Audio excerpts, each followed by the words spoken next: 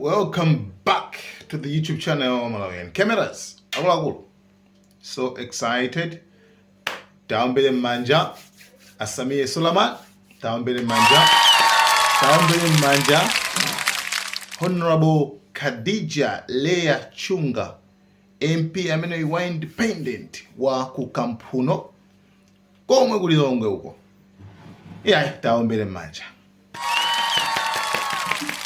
Anyway, pambuyo pakuti pompano timuonera ma program okhuzana ndi mining, migodi. Ku dziko la Malawi pamene tikuona zoti migodi yathu iyi chuma chathu chapasi pa nthaka chikungotengedwa ndi azungu, chikungu amene akupindula ndi ochepa. Komanso remember kuti paja even Dennis Mahata nazayankhula kuno zoti paja tikuli makatelo ena kuli madolo ena kumene kujako amene ndizovuta kwambiri. Kumabe minister andunaja, minister ya mining Tembo anazanena kuti I know actually it's hard, kumabe we are trying. Sindingankhole zambiri kumano tizichuna ndithu pang'ono.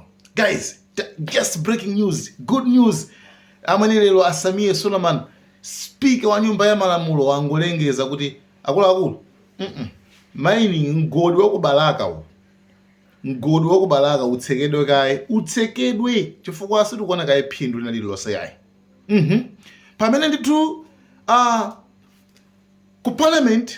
ku parliament kuja kuli komiti imene inasankhidwa. Komiti imene imang'anira za migodi.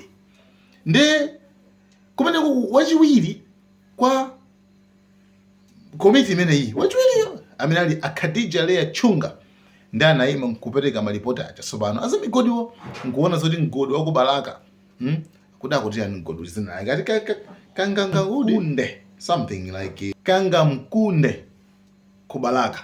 Mgodi umenewo wa akhala kufukula miyala mene kuja nkomati tikayeze miyalayo imapita ku Zambia 1, 2 imapita ku Australia for 3 years. Imagine, kwa zaka zitatu.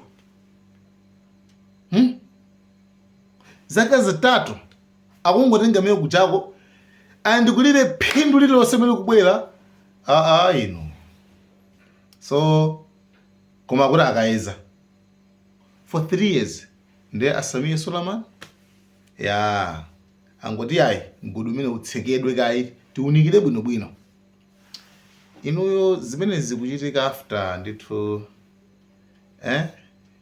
lowoluka lomwe linali ndi Minister of Mining Dennis Mahata kukambiyana nkhani zake ziti. Do you think it's just a coincidence? No. Zinthu zake zikuphikika. Amalawi izi ngati zikuyenda chonchi, I'm telling you, pana kukonza kwa zinthu ndikutiko chiyambi chimene chichi.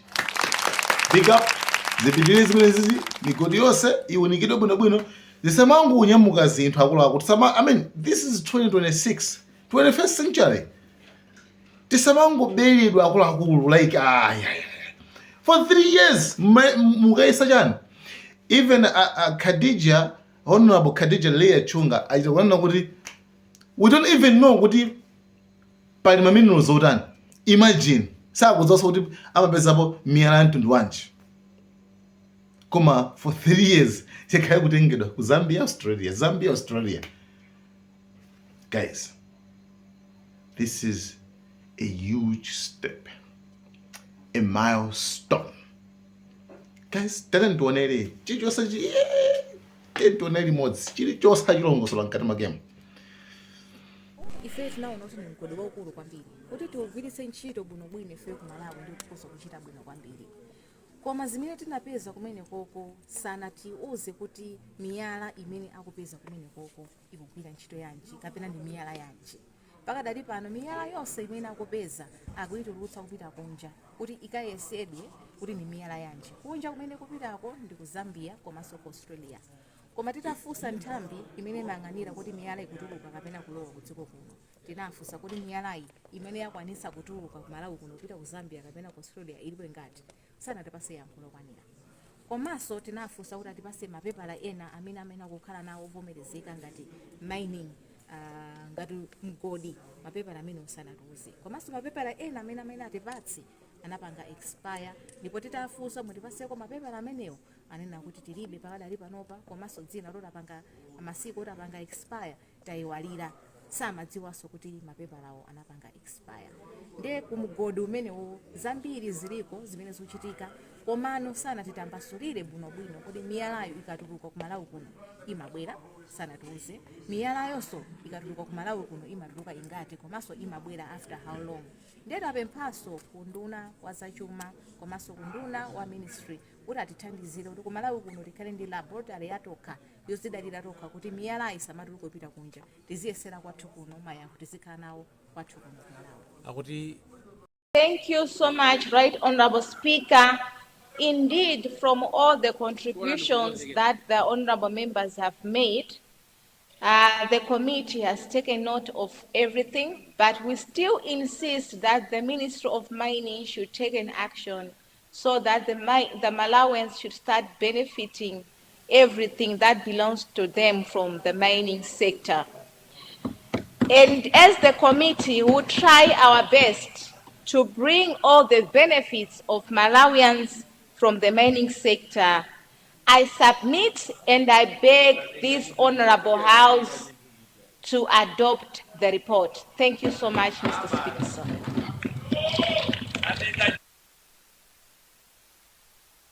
Thank you very much. Honourable members, before I put the question, allow me to say this. The Minister of Mining is here. Allow me to say this because I had a very good day today, but this report has upset me. And this is what we are going to do.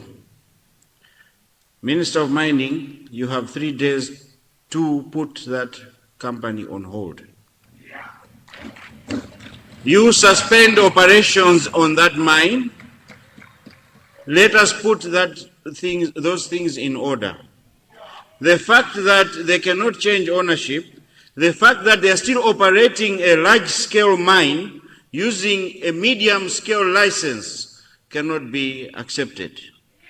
As much as we want our minerals to assist us, as Lirongwengwenya said, we are not going to just throw them away.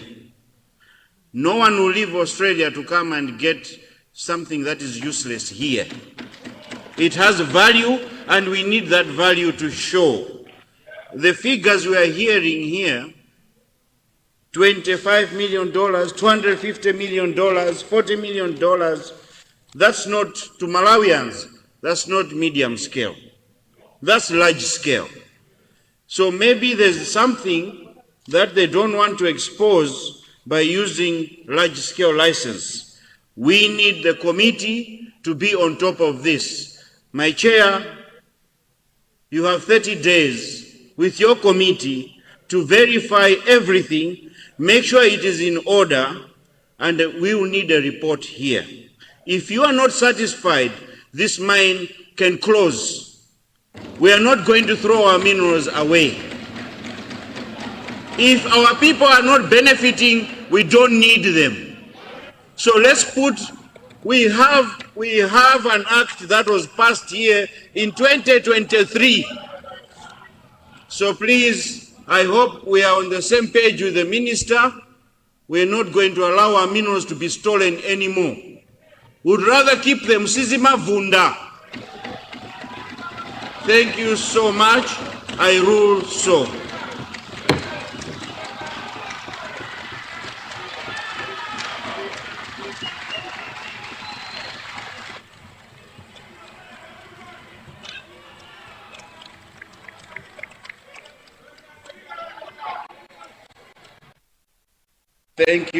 Thank you so much. Thank you very much. Before I put the question to adopt the report, Leader, you wanted to say something? Or we move the motion first? Thank you. Honourable members, I now put the question that the House adopts a report of the Parliamentary Committee on Natural Resource, Energy and Climate Change on the oversight field visit to Kangamkunde rare earth mine in Balaka district and engagement with the Ministry of Mining on the status of operations, minerals licensing and related matters concerning Lindian Resources Limited, July 2026. I now put a question that the whole House adopt the report in its entirety. Those of that opinion say aye. Those of the contrary view say no. The ayes have it and the motion is carried. Yes, Leader. Mr. Speaker, sir, I do understand your misgivings on issues to do with mining. We take note of that. Just to indicate that government is on top of these things. So we're not sitting idle. It's not like we're doing anything. The minister, the ministry, and all other ministers are working in unison to ensure that our people benefit from mining. We know for sure that the next big thing for this country is mining. And that's why the president took the initiative to create a standalone ministry responsible for mining, for the very reasons. I would like to submit, Mr. Speaker, sir. That said, tomorrow we will concentrate on bills. So the whole of tomorrow we'll be dealing with bills that have been circulating on the water paper. I submit, Mr. Speaker, sir. Leader, thank you for that assurance. My concern mainly was looking at the time this license was issued, 2022, it's the same time around that bridging foundation we were being taken advantage of. That's why we're saying let's dig and find the truth. Thank you so much, Leader. Honourable members, before we adjourn, I have a few announcements to make.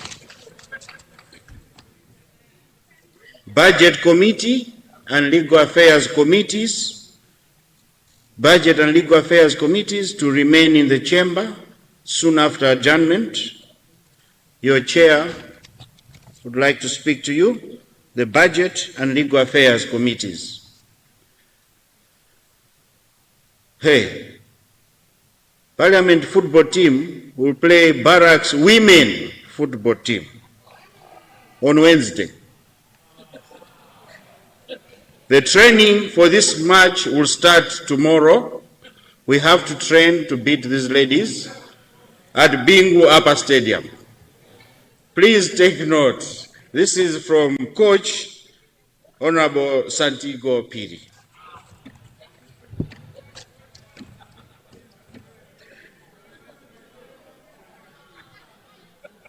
Members of the Public Appointments Committee to remain in the chamber after adjournment. The chair, Mwanza Central, would like to speak to you. Lilongwe City MPs to meet in the chamber after adjournment. This is coming from Lilongwe City Mloza. So the chamber will be busy after adjournment. Please take note of those meetings. Honourable members, it is now 6:02. I adjourn the House to tomorrow 9:30 a.m. House adjourned.